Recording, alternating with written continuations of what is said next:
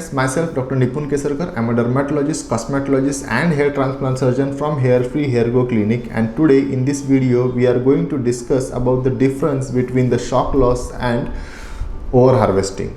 Over harvesting means after transplant, when we see at our donor area zone, there are no sufficient number of hair left that can cover the donor area, or the donor area skin to hair contrast ratio is less, so we can see our scalp from longer distance that our donor area don't have sufficient hair. But shock loss is different from over harvesting. Sometimes the graft size, the quality or the splayness of the graft is so differs that the surgeon has to use higher or large bore punch. In that scenario, what happens, the primary mechanism or the survival mechanism of this graft will be get activated. These follicles or the follicular cells will send the cytokine or the signal in which usually the cells talk to each other. These signals will be activated. As we go inside the skin, the punch will cut the root of this hair follicle from the blood supply of that particular graft.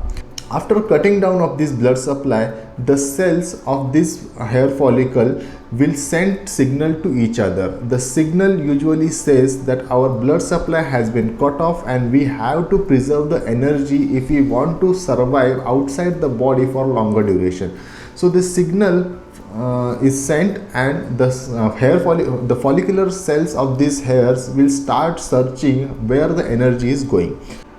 After searching the reason where the energy is going, the follicle will stop creating the hair and it will divide itself into two parts.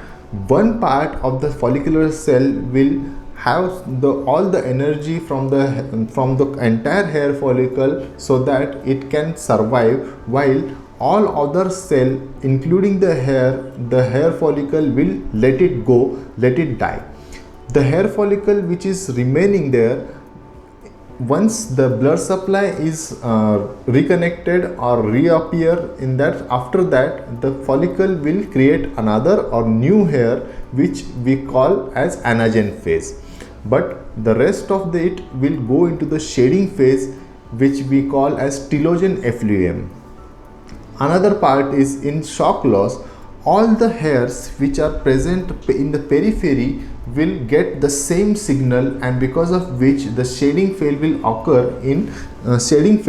occur in donor zone as well, because of which we can see some patchy lesions on the donor area which we usually call as shock loss. But shock loss can be reversed by using minoxidil and PRP, after which the donor area coverage will complete and the skin to hair contrast ratio will be normalized, so that from longer distance you won't be able to recognize whether the person has gone under transplant or not.